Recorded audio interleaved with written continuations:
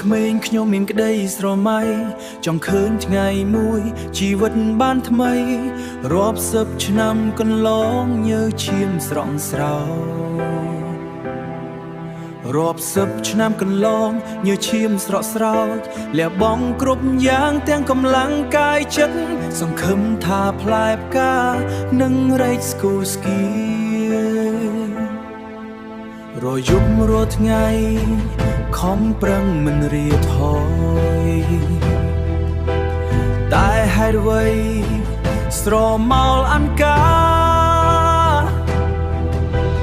ចាប់ផ្ដើមគ្របដណ្ដប់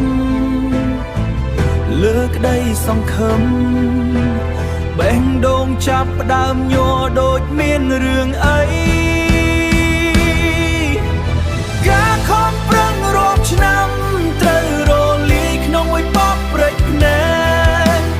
បាត់បង់អស់គ្មានសល់ដូចជាសុំមិនអាក្រក់ឈឺចាប់ពេកក្រៃគ្មានពាក្យថ្លៃបន្សល់ត្រឹមភាពទេស្អាតនឹងទឹកភ្នែក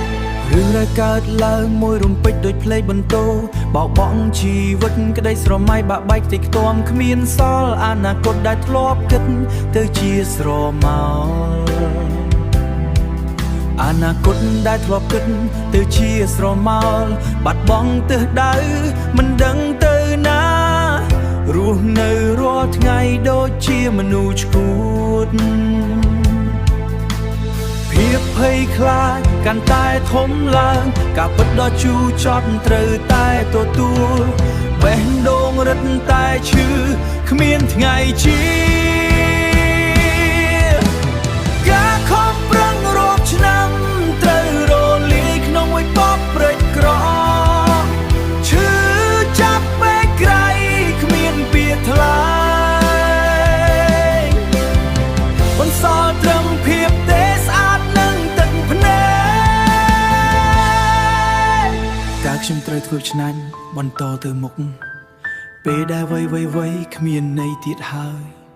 បាត់បង់អស់គ្មានសល់ដូចជាសូបិនអាក្រក់ឈឺចាប់ពេកក្រៃគ្មានពាក្យថ្លៃបន្សល់ត្រឹមភាពទេស្អាតនឹងទឹកភ្នែកមួយបបព្រិចភ្នែក